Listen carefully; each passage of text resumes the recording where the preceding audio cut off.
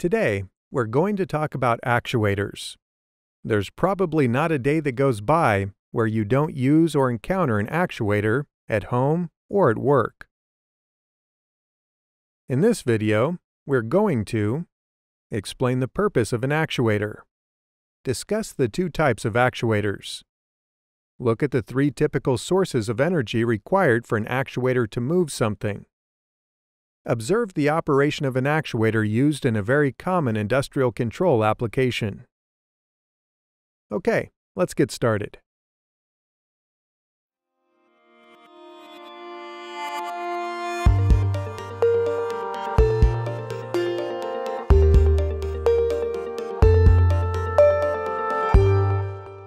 At RealPars, we love helping you learn.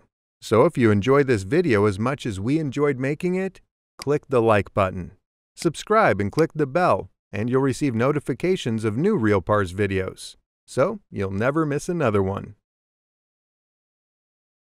In very simple terms, an actuator is a device that makes something move or operate. Every one of us takes advantage of at least one actuator every day.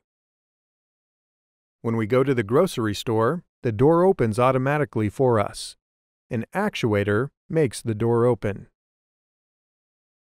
We can move the car seat forward or backward before we drive away in our car. An actuator makes the seat move.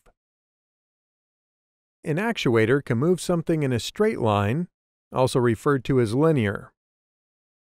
Also, an actuator can make something move in a circular motion, also referred to as rotary. We've talked about the movement of an actuator, but we haven't discussed how or what makes it move. An actuator receives a source of energy and uses it to move something.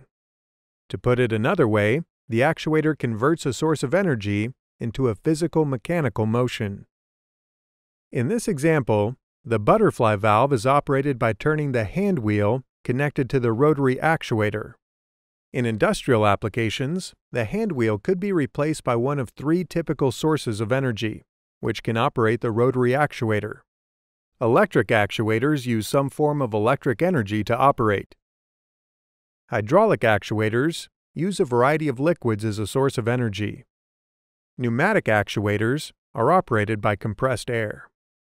Typical actuators in the industry include electric motors, hydraulic motors, and pneumatic control valves. Let's look at a typical pneumatic actuator in action. The PLC analog output card produces a 4 to 20 milliamp current to move the valve from fully open to fully closed.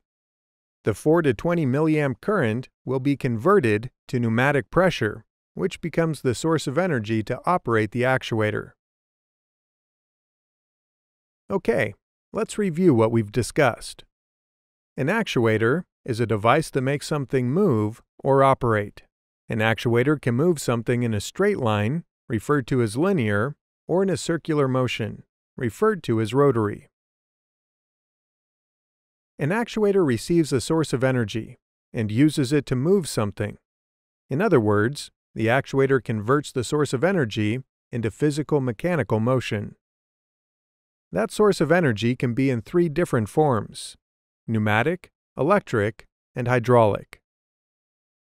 Typical actuators in the industry include pneumatic control valve, electric motor, and hydraulic motor. If you'd like to learn more about any of the topics covered in this video, head over to our website at realpars.com.